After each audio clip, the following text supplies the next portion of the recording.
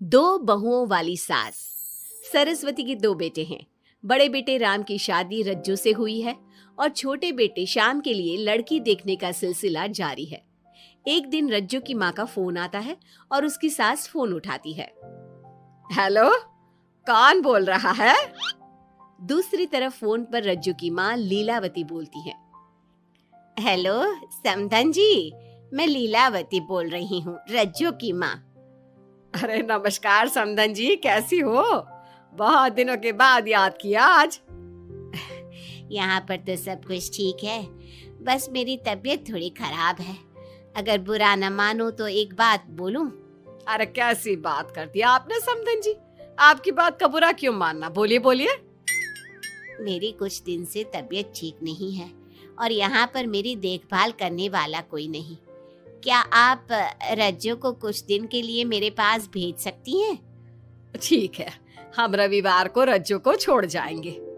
इतना कहकर सरस्वती फोन काट देती है और अपनी बहू को आवाज लगाती है। रज्जू, ओ रज्जू, जल्दी यहाँ आना तो। क्या हुआ माँ जी, कुछ चाहिए था क्या? अरे नहीं, कुछ नहीं चाहिए। अभी तुम्हारी माँ का फोन आया था, उनकी कुछ दिन से तबीयत खराब है, वो तुम्हें बुला रही है। राम को फोन करके कह दे कल की 2 ट्रेन की टिकट करा देगा, मैं भी जाऊंगी तुम्हारे साथ। इतना सुनते ही रज्जू राम को फोन करके सारी बात बताती है और 2 टिकट के लिए बोल देती है। शाम को खाने के टेबल पर सब रज्जू के जाने की बात करते हैं। तब रज्जू का देवर श्याम कहता है, भाभी आज बहुत खुश लग रही हो, मायके जाने की इतनी खुशी, उफ। खुश क्यों ना हो देवर जी, कितने दिन बीत गए अपनी माँ से मिले, और इस बार तो मैं 1-2 महीना रह कर ही आऊंगी। जब आपका मन करे तभी आना। अच्छा एक बात तो बताओ, वहां से क्या लाओगी मेरे लिए? देवर जी, कहो तो देवरानी ले आओ। वैसे भी सभी घर वाले चाहते हैं कि आपकी जल्दी से शादी हो जाए। श्याम शर्मा जाता है और चुप हो जाता है। इतने में राम कहता है, रज्जू, तुमने जाने की सारी तैयारी तो कर ली है ना? कपड़े तो रख लिए ना? थोड़े गर्म कपड़े भी रख लेना, वहां ठंड होगी, और जल्दी आने की कोशिश करना। ठीक है, मैं जल्दी आने की कोशिश करूंगी बस। अगली सुबह दोनों जाने की तैयारी करने लगी। राम उन्हें स्टेशन छोड़कर घर वापस आता है। कुछ घंटों बाद रज्जू और सरस्वती गांव पहुंच जाते हैं। रज्जू अपनी माँ को देखकर बहुत खुश होती है।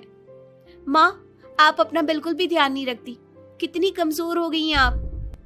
अब बेटा क्या ध्यान रखूं, उम्र भी तो हो गई है, ये बीमारियां तो लगी रहेगी। बहन जी आइए आइए बैठिए, मुझे बहुत अच्छा लगा कि आप भी यहाँ आई। अगले दिन सरस्वती अपने घर वापस जाने लगती है तो लीलावती से कहती है, बहन जी ध्यान रखना आप अपना, आपकी तबीयत ठीक हो जाए तो आप भी रज्जू के साथ आ जाना, रज्जू के बिना तो घर सूना सूना लगेगा। अब सरस्वती अपने घर आ गई और घर की सारी जिम्मेदारी भी उस पर आ गई। एक दिन वो कपड़े धोकर छत पर सुखाने जाती है। बाल्टी में से टपकता पानी सीढ़ियों को गीला कर देता है और नीचे उतरते समय रज्जू की सास यानी कि सरस्वती देवी का पैर फिसल जाता है और वो गिर जाती है। ओह, अरे मेरी माँ मर गई, मेरा पैर तो गया। लेकिन घर में कोई नहीं था। सरस्वती जैसे तैसे अपने आप को संभालती जाकर कुर्सी पर बैठती है। वो अपनी बहू के बारे में सोचती है, अगर रज्जू होती तो मुझे संभाल लेती और घर भी संभाल लेती। अब घर के काम कौन करेगा? मैं डॉक्टर के पास कैसे जाऊं? बहुत दर्द हो रहा है। जब राम और श्याम घर आते हैं तो अपनी माँ की ऐसी हालत देखकर वो जल्दी से डॉक्टर को बुलाते हैं। डॉक्टर सरस्वती के पैर पर पट्टी बांधता है और उसे आराम करने की सलाह देता है।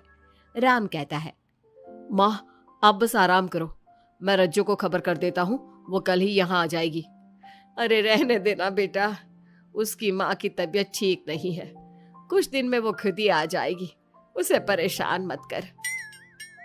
माँ अब हमें श्याम की भी शादी कर देनी चाहिए, कभी घर में कोई ऐसी परेशानी आती है तो कोई तो होगा घर संभालने वाला।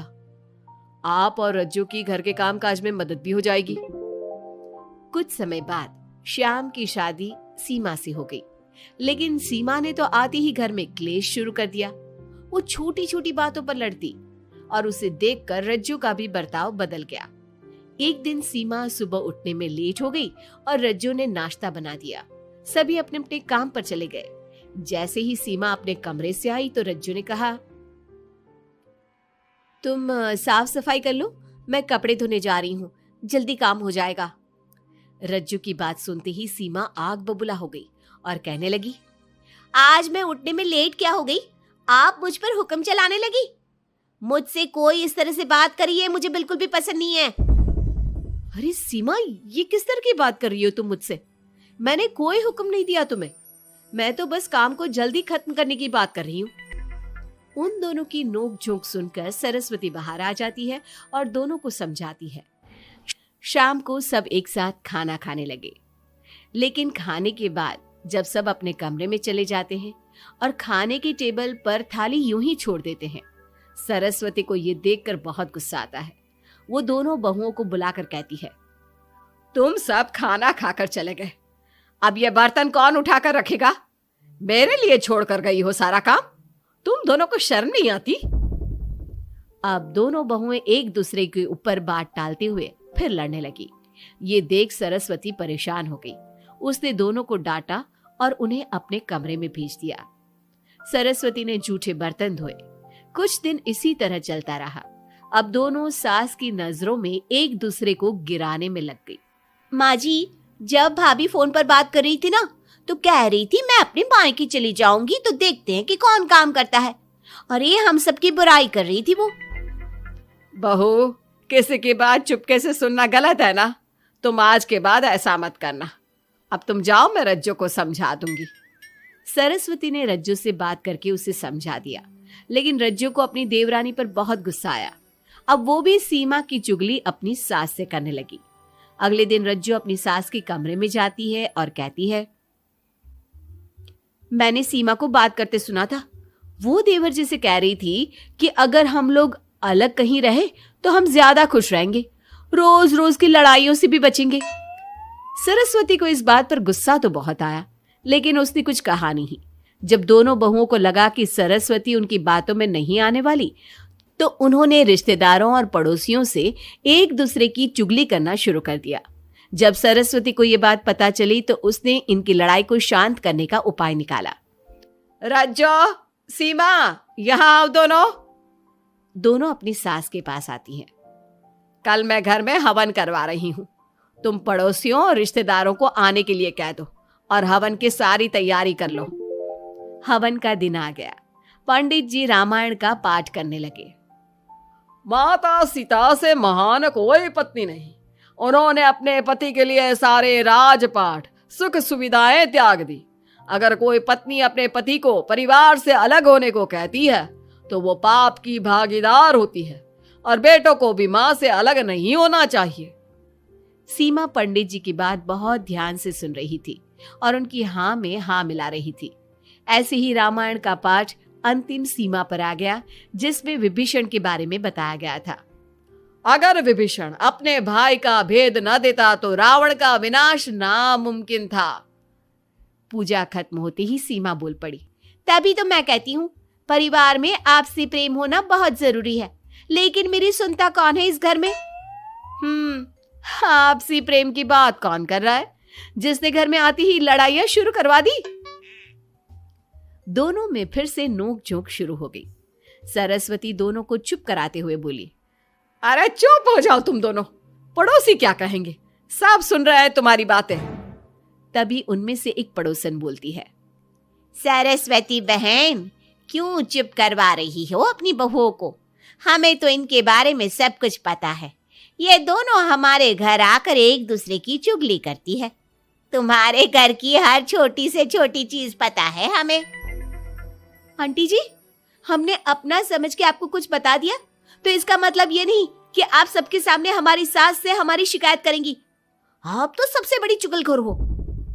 सीमा की बात सुनकर सभी पड़ोसन उन्हें बुरा भला कहने लगी। उनकी बातें सुनकर दोनों बहुएं सबके सामने बहुत शर्मिंदा हुई। जब सब उनके घर चले गए तो सरस्वती ने अपनी बहुओं से कहा, अब तुम दोनों को तो बहुत खुशी होगी कि सारे मोहल्ले की औरतें हमारे ही घर में खड़ी होकर हमें ही सुनाकर चली गई। हमें काफी साल हो गए यहाँ रहते हुए, लेकिन आज तक किसी में भी इतनी हिम्मत नहीं थी कि हमसे ऊंची आवाज में भी बोल पाए। लेकिन आज तुम दोनों की वजह से ये सब हमारी बुराई कर रहे हैं। तुम दोनों ने ये सब अच्छा नहीं किया। सीमा, तुम्हारे इस घर में आने से पहले हम सब बहुत प्यार से रहते थे, लेकिन ये सब लड़ाइयाँ तुम्हारे आने के बाद शुरू हुई है। आज के बाद तुमने घर में किसी से भी झगड़ा किया तो मैं तुम्हें तुम्हारे मायके छोड़ आऊंगा, समझी तुम? ये बात सुनकर सीमा रोने लगी और सबसे माफी मांगने लगी। पंडित जी भी ये सब देख रहे थे। उन्होंने सबको शांत करवाया। कृपया आप सभी शांत हो जाइए, गुस्से से तो बात और बिगड़ जाएगी। अगर आप दोनों बहुएं मिलकर रहती, घर की बात घर में रखती, तो कोई आपसे कुछ कहने की हिम्मत नहीं करता। आज आपको इस बात का एहसास तो हो ही गया होगा। औरत ही तो होती है जो मकान को घर बनाती है। अब भी कुछ नहीं बिगड़ा, आप दोनों प्यार से रहो। आपके पड़ोसी और रिश्तेदार अपने आप चुप हो जाएंगे। पंडित जी की बात दोनों बहुओं की समझ में आ गई। अब दोनों प्यार से रहने लगी। इसी तरह समय बीत गया। अब पड़ोस की औरतें उनके प्यार की मिसालें देने लगी।